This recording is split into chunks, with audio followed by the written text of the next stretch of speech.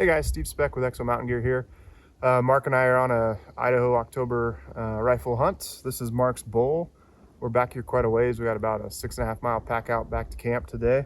I'm gonna load up. I got a hind quarter and we kind of split the miscellaneous bag of meat in half. So I got hind quarter, bag of meat, rifle. We planned on being here for 4 days, so I still got 3 days of food here in the pack. But we're gonna get this meat out of here and get it back to camp. So I'm gonna go through loading this thing up. First things first, start with the pack. You just kind of want to get it ready so that when you're loading the meat on, got my trekking poles, which I'm going to use on the way out. Pop the lid up. Make sure the bag's undone on the sides. Come right to the top of the frame.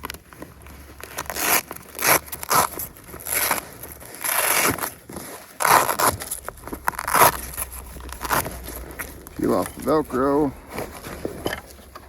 Gotta get my bladder tube out of the way. Lay that out flat. And I just like to kind of reattach the Velcro so it stays out of your way. And then you're gonna come up to the 2 compression straps that are on the frame. We typically have these strap keepers just so that extra webbing isn't kind of dangling out the side and getting in your way. So you're gonna want to loosen those all the way up.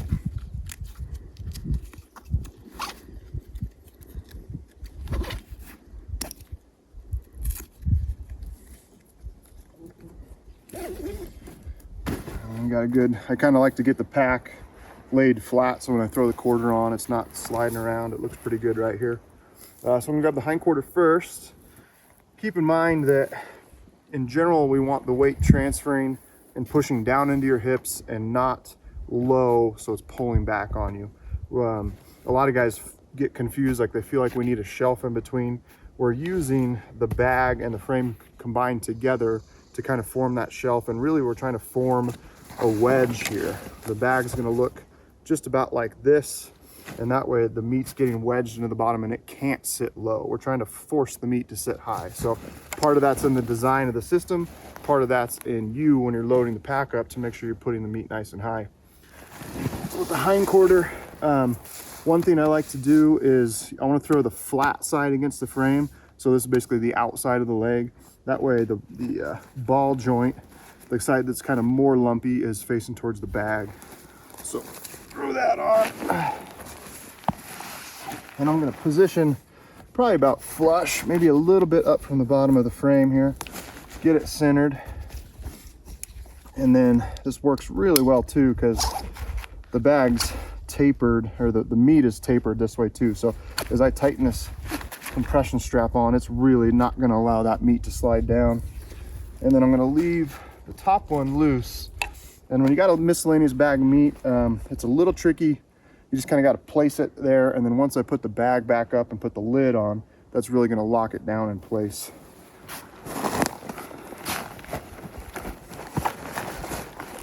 Put that kind of right up there, and don't be afraid to kind of find, you know, it's been sitting overnight and it's pretty cold and crusty, but try to manipulate the meat so it sits in there as best as you can.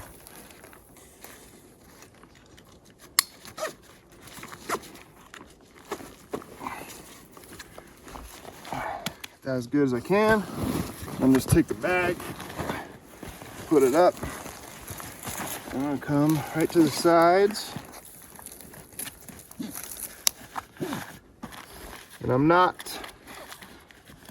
gonna crank on these yet. I'm gonna go to both sides, and I want to get the bag really centered over the top of the meat.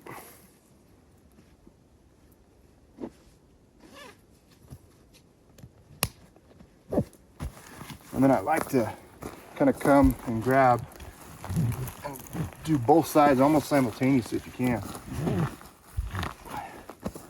That's good and tight. I'll tilt it up, and on the lid we have a quick disconnect lid for a reason. Pops off easy.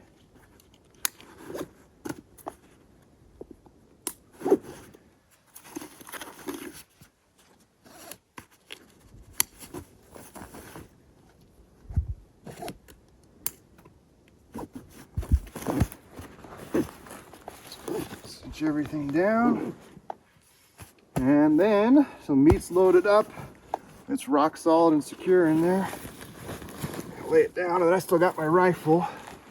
I like to run it in between that strap there.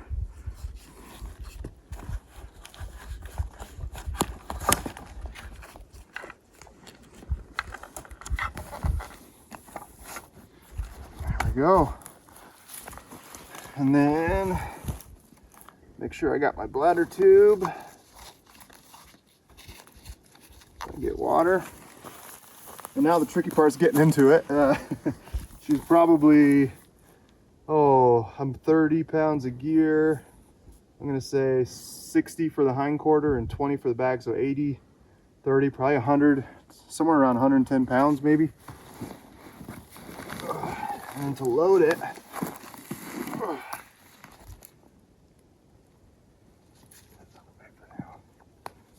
I like to just kind of do the knee method. I'm gonna get in front of it, grab the lid, and get it up on my knee and then get into it.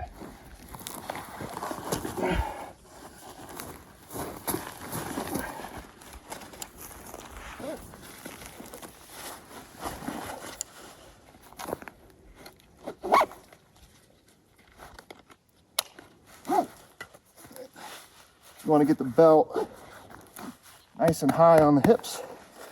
And you can see, like, this is 100 to 110 pounds, rough guess. The belt's on, there's no weight on the shoulder, so I'm simply just going to tension it up so the pack gets more stable, and then come to load lifters, pulling any slack, and that's it. We got, kind of 6.5 miles to go. It's gonna be a good little pull. And unfortunately about 2,000 feet of climbing in front of us. But that's all the part and the experience of backcountry hunting. So yeah, for more information, check us out at exomountaineer.com.